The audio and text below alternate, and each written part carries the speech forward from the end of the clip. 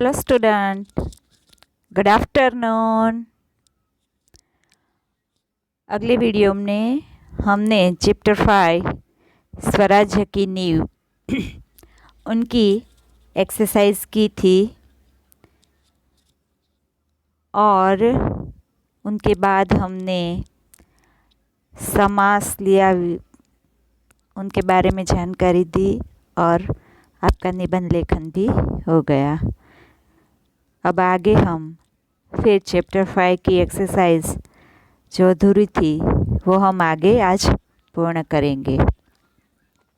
हमने क्वेश्चन 1 और 2 एक्सरसाइज के स्वाध्याय के दोनों क्वेश्चन क्लियर समझ लिए थे, वो हो चुके हैं। अब आगे आज है क्वेश्चन नंबर 3, जिनमें क्वेश्चन है आशय स्पष्ट कीजिए। उनके 3 क्वेश्चन है जो इस तरह से है। पहला क्वेश्चन है स्वराज्य प्राप्ति से बढ़कर है।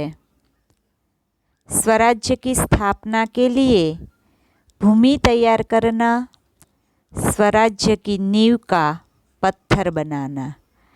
ये जो क्वेश्चन है उनका आशय क्या है ये हमें यहाँ स्पष्ट करना है। तो इनका आंसर यहाँ पर मैं आपको समझा रही हूँ।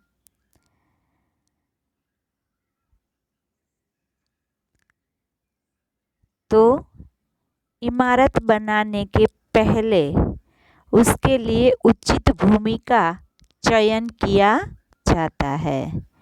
चयन करना यानी पसंद करना, ताकि हमें अगर कोई भी इमारत बनानी है, नई बिल्डिंग बनानी है, तो सबसे पहले हमें क्या करना चाहिए, तो कि उसके लिए उचित भूमि यानी ज़मीन जो है, धरती ज़मीन जो है वो भूमि हमें पसंद करनी पड़ती है, उसका चयन किया जाता है।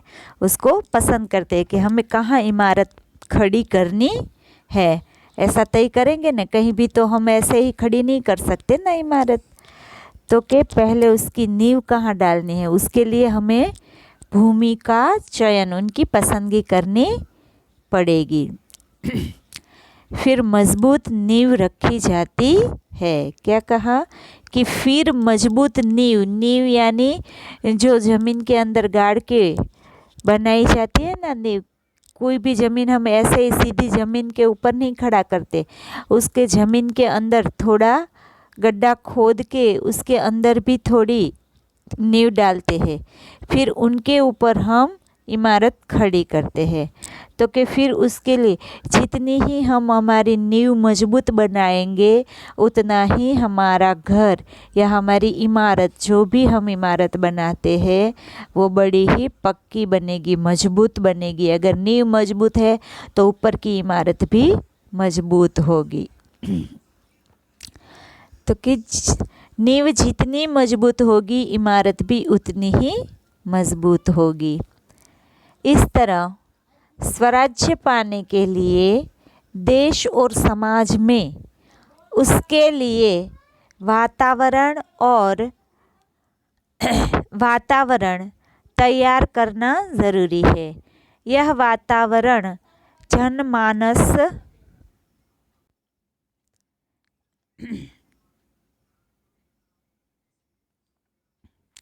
तो कि उसके लिए वातावरण हम तैयार करते हैं। जिस तरह से मजबूत नींव होगी, उस तरह से हमें उनका वातावरण भी मजबूत बन जाएगा। अगर हमें स्वराज्य चाहिए तो स्वराज्य पाने के लिए हमें हमारे देश में, हमारे समाज में उसके लिए एक वातावरण बनाना चाहिएगा। जैसे पहले इमारत खड़ी करने के लिए हमें जगह पसंद करनी पड़ती है, वैसे हमारे स्वराज्य के लिए हमारे समाज के अंदर एक ऐसा वातावरण तैयार करना ज़रूरी है। यह वातावरण जनमानस को जगाकर ही तैयार किया जा सकता है। क्या है कि ये वातावरण जो है वो हमारे जग के जो मानव है, हमारे समाज में जो लोग रहते हैं उन्हीं को समझा बुझाकर उनके साथ मिलकर ही हम एक ऐसा वातावरण बना सकते हैं। सबके मानस एक जैसे नहीं होते, इसलिए सब अपनी अपनी सोच रखते हैं, तो उनके साथ हमें मिलकर सबको एक सोच बनानी है। फिर हमें उसके आधार पर हमें ये वातावरण बनाना है और इन्हीं के आधार पर सब लोग मिलजुल कर एक जैसे भूमि जैसे तैयार करते हैं वैसे स्वराज्य की नींव भी बनाते हैं। वैसे वो तय करते हैं मिलजुल करके हमें करना क्या है। अगर जो इस तरह का वातावरण बन जाएगा, सब लोग जागरूक बन जाएंगे और मिलजुल कर अच्छे काम करेंगे, तो हमें कोई तकलीफ़ नहीं होगी। हमारा स्वराज्य है वो हमें कितनी मुश्किलों के साथ नहीं पर थोड़ी आसानी से मिल जाएगा। इसलिए हमें ऐसा वातावरण बनाना ज़रूरी है। जनमानस को जगाकर ही तैयार किया जा सकता है। शहीदों के बलिदान जनमानस को आंदोलित करते हैं। तो कि शहीद जो लोग स्वराज्य के लिए अपनी जान कुर्बान कर देते हैं, शहीद बन जाते हैं। जो लोग अपने देश के लिए अपनी जान दे देते हैं उनको हम शहीद कहते हैं। वो उनके पीछे शहीद हो गए, उन्होंने अपनी कुर्बानी दे दी। तो ऐसे शहीद लोगों की जो बलिदान है, उन्होंने जो स्वराज्य पाने के लिए बलिदान दिया है, वो जनमानस हमारे जो मनुष्य है, जनमानस है, उसको आंदोलित करते हैं, उसको जागरूक करते हैं और उसको इस तरह की प्रेरणा देते हैं कि इन लोगों ने ऐसा हमारे देश के लिए जो बलिदान दिया है, तो आप भी अपने स्वराज्य के लिए कुछ कर सकते हैं, अपना बलिदान दे सकते हैं। आप किसी भी तरह से उनके अंदर मददरूप हो सकते हैं और ऐसी भावना जगा सकते हैं। भावना ऐसी तीव्र बनती है। यही इसका आशय है कि हम जो समाज के अंदर हमारे जो लोग हैं वो क्या है, तो कि स्वराज्य प्राप्ति से बढ़कर स्वराज्य की स्थापना के लिए भूमि तैयार करना, स्वराज्य की नींव का पत्थर बनाना, यही मेन ज़रूरत है और यही आवश्यक है। अगर जो सब लोगों के अंदर इस तरह की स्वराज्य पाने की जागृति आ जाएगी तो सब मिलजुल कर बहुत ही अच्छा काम कर सकते हैं और हमें हमारा स्वराज्य मिल सकता है। अब आगे है आशय स्पष्ट करने का दूसरा क्वेश्चन।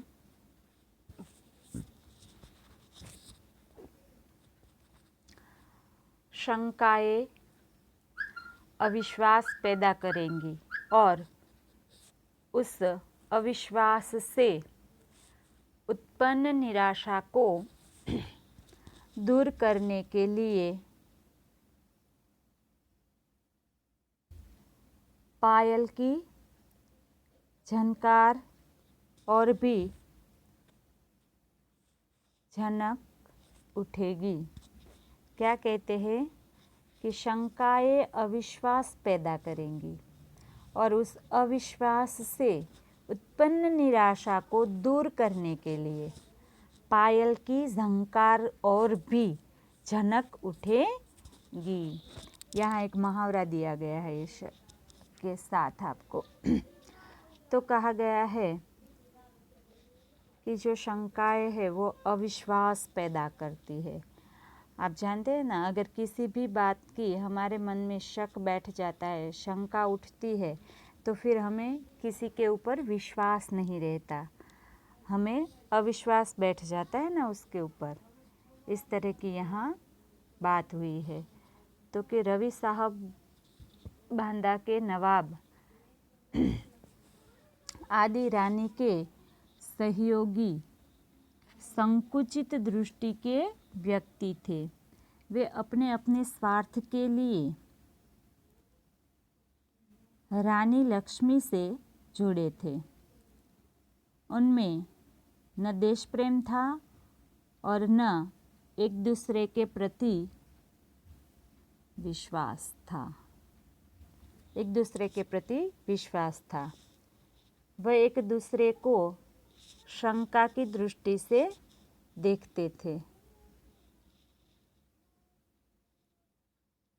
ऐसे में स्वराज्य स्थापना की बात उनमें परस्पर अविश्वास बढ़ा सकती थी। अविश्वास उनमें निराशा पैदा करता और फिर उससे उत्पन्न दुख दूर करने के लिए वे राग रंग में डूब जाते। क्या कहते हैं कि जो किसी एक दूसरे के ऊपर अगर शंका होगी तो वो शंका है वो अविश्वास पैदा करता है। और वो सब लोग जो रानी के साथ थे, उनके जो सहयोगी बने हुए थे, वो सब कैसे थे तो कि संकुचित दृष्टि के व्यक्ति थे। उनको किसी को एक दूसरे पर विश्वास नहीं था। उनकी दृष्टि कैसी थी तो कि संकुचित, वो किसी पे विश्वास नहीं करते थे और वो सब लोग अपने अपने स्वार्थ के लिए रानी के साथ जुड़े हुए थे। उनको देश प्रेम, उनको ना तो कोई देश प्रेम था और न ही एक दूसरे के प्रति कोई विश्वास था। वो सिर्फ अपने स्वार्थ के लिए उनके साथ जुड़े हुए थे। एक दूसरे को वो शंका की दृष्टि से देखते थे। उनको किसी के ऊपर कोई भी एतबार नहीं था। एक दूसरे के ऊपर उनको शक था कि ये ऐसा करेगा, वो वैसा करेगा। एक दूसरे के ऊपर जो विश्वास होना चाहिए, मिलजुल कर जो काम करने की भावना होनी चाहिए, वो एक दूसरे के अंदर बिल्कुल नहीं थी। इसीलिए उनका जो देश प्रति जो प्रेम, स्वराज्य पाने के लिए जो उसके लिए उनको दिखाना चाहिए, वो किसी के ऊपर दिखता नहीं था। इसलिए वो सब लोग दुखी दुखी रहते थे। किसी को एक दूसरे के ऊपर विश्वास नहीं था, इसलिए अंदर से उनको चिंताएं रहती थी। और फिर उनका दुख दूर करने के लिए वो क्या करते थे तो कि राग रंग में डूबे हुए रहते थे। वो सब लोग ऐसे ऐसे कामों में घिरे हुए रहते थे कि जिनसे वो अपने दुख दर्द है वो भूल जाए और उनको कोई परेशानी ना हो।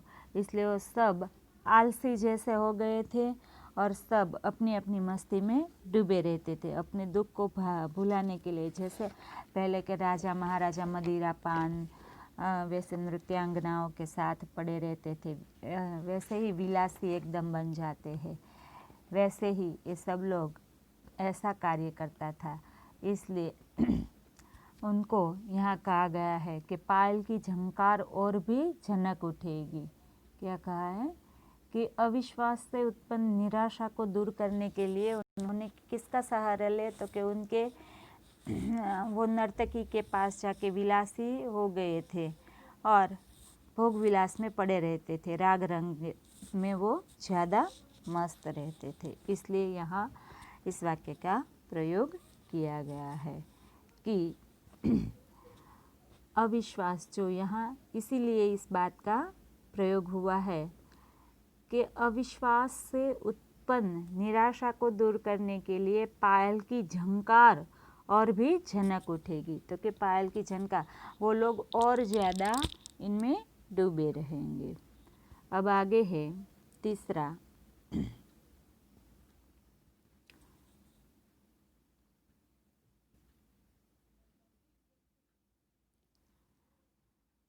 दोस्त की ठोकर अविश्वास की खाई को और चौड़ा कर देती है।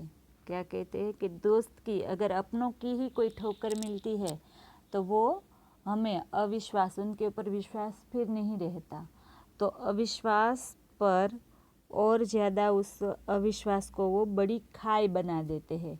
शक की खाई बड़ी ही बड़ी बन जाती है। उन पे ऊपर पूरा का पूरा उनके ऊपर से विश्वास हट जाता है। उन पर फिर वो एतबार ही नहीं कर पाते।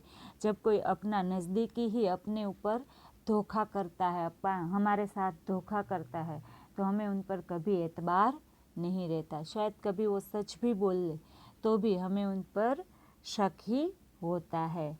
तो कि ऐसे दोस्त की चोट कुछ ज़्यादा ही हमें लगती है। तो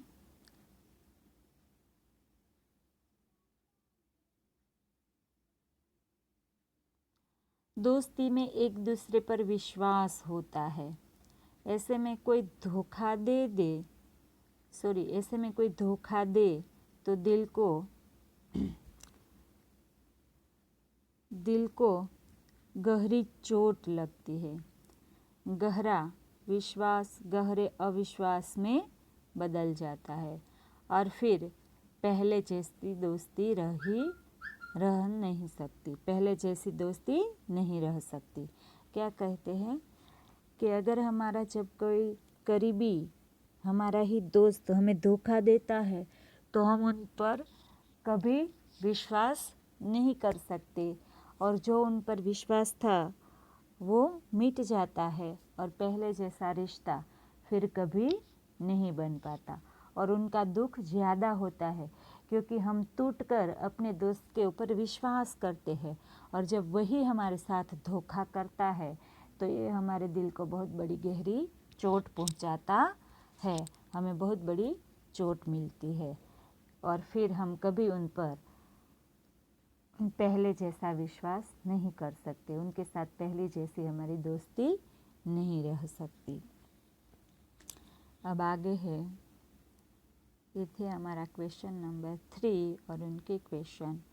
अब आगे है क्वेश्चन नंबर 4। इनके अंदर आपको सही शब्द चुनकर वाक्य पूर्ण कीजिए। आपको वाक्य पूर्ण करने हैं, फिलिंग द ब्लैंक्स है यहाँ। तो क्वेश्चन नंबर 4 के आंसर मैंने यहाँ अंडरलाइन किए हुए हैं, वही आंसर है।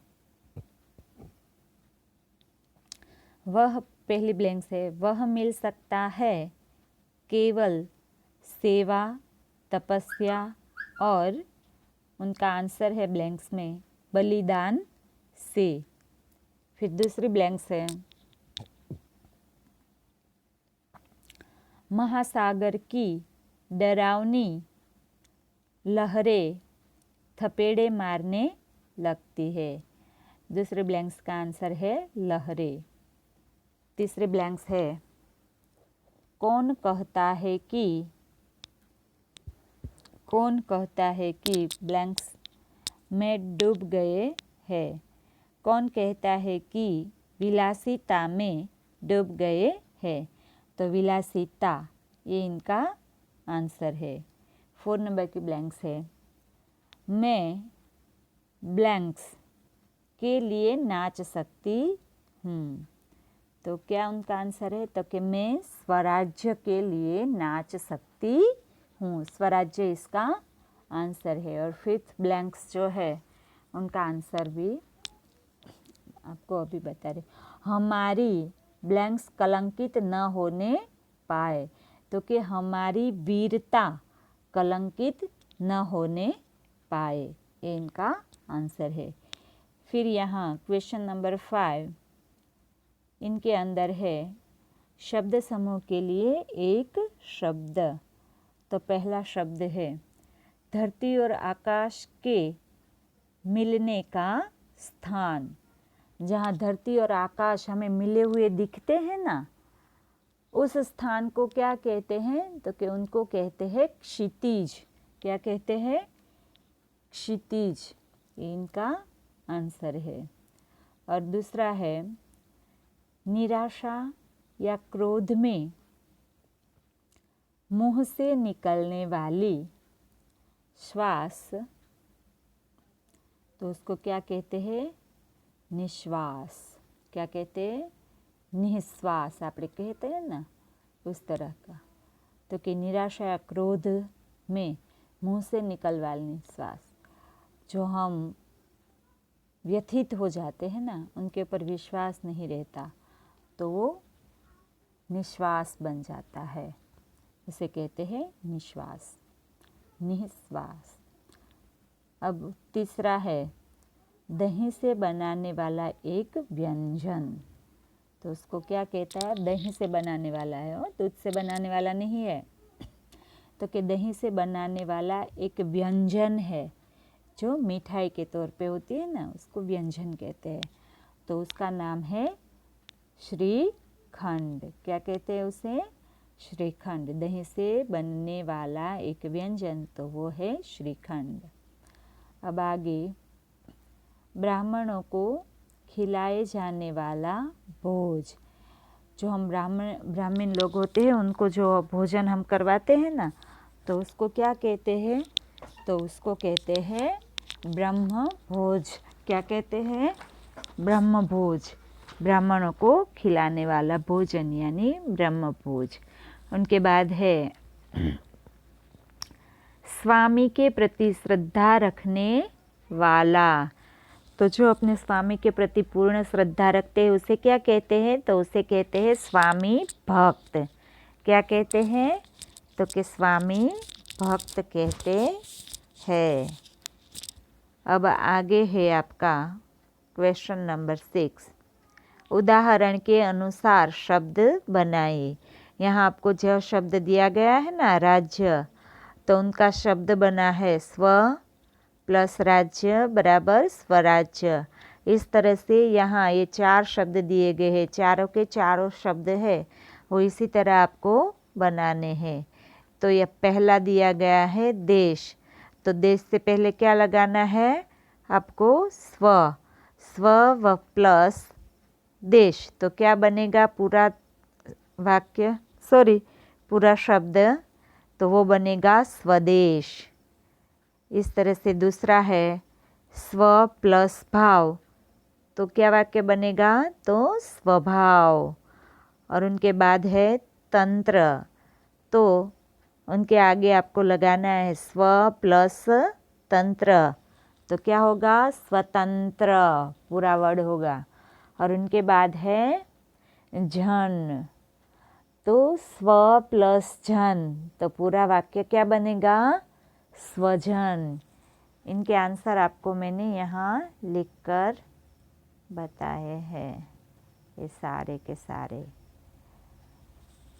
स्वदेश है ना, देश तो स्व प्लस देश, स्वदेश। भाव तो स्व प्लस भाव इज इक्वल टू स्वभाव। तंत्र स्व प्लस तंत्र तो स्वतंत्र। जन तो स्व प्लस जन तो स्वजन। इस तरह के सारे शब्द बनेंगे। ये था आपका क्वेश्चन नंबर 6। अब आगे है क्वेश्चन नंबर 7। ये जो है ना 7, इनके अंदर भी आपको ऐसे शब्द दिए गए हैं। उदाहरण के अनुसार शब्द बनाइए। यहाँ आपको ये शब्द दिए गए हैं, जैसे कि सुंदर, तो उनका होता है सुंदरता, तो सुंदरता का सौंदर्य। इस तरह से आपको शब्द बनाने। यहाँ आपको दिया गया है शूर शूरता, धीर धीरता, उदार उदारता, स्थिर स्थिरता। तो इनके आपको भी ऐसे तरह ही शब्द बनाने हैं। यहाँ आपको क्वेश्चन 7 के आंसर दिए गए हैं। शूर शूरता तो शौर्य, धीर धीरता तो धैर्य, उदार उदारता तो औदार्य। और फिर है 4 नंबर स्थिर, तो स्थिरता, तो उनका बनेगा स्थैर्य। क्या बनेगा? स्थैर्य। तो ये थे आपके स्थैर्य। आज के क्वेश्चन 7 तक के आपकी जो एक्सरसाइज थी चैप्टर नंबर 5 की, ये यहाँ तक थी। आज का वीडियो हमारा यहीं तक रहेगा बच्चों। Okay, thank you.